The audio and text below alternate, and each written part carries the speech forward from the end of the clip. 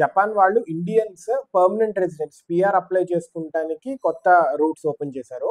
అయితే first rates తగ్గినాయి, అన్నిటికంటే ఇంపార్టెంట్ థింగ్ ఎంత అంటే 4,800 రూపీస్తో దే కెన్ అప్లై, అంటే 8,000 ఎన్ అనమాట. So let us dig into the details, ఎలా ఉన్నాయో చూద్దాం.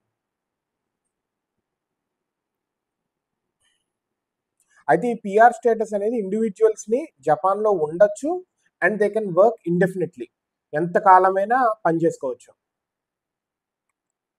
అయితే ఈ పిఆర్ వల్ల మెయిన్ బెనిఫిట్స్ ఏంటంటే అన్రిస్ట్రిక్టెడ్ ఎంప్లాయ్మెంట్ రైట్స్, బ్యాంకింగ్కి లోన్స్కి యాక్సెస్ వస్తుంది, అండ్ వీసా రెన్యూవల్స్ ఉంటాయి కదా, ఫ్రీక్వెంట్గా వీసా రెన్యూ చేసుకోవాల్సి వస్తుంది, దానికి ఎగ్జంప్షన్ అనమాట.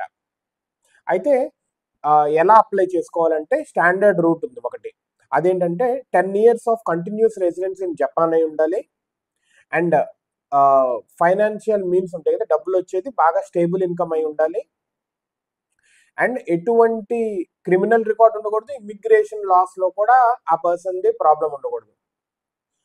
మ్యారేజ్ రూట్ ఏంటంటే ఆబ్వియస్లీ జపాన్ వాళ్ళని పెళ్లి చేసుకొని అక్కడ పిఆర్ తెచ్చుకోవచ్చు.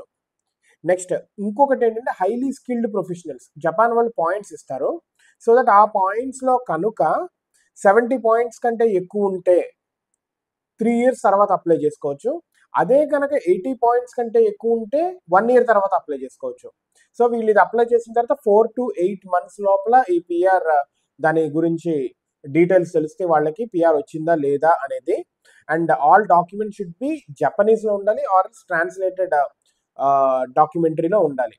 సో ఇది మనకి భారతదేశం సిటిజన్స్కి ఇస్తున్న ఫీజిబిలిటీ. జపాన్ వాళ్ళు we have to wait and see, చాలా మంది జపాన్కి వెళ్ళడానికి అయితే ఈగర్గా ఉంటారు. We need to see like how the whole process and how Indians the will of Indians going to Japan.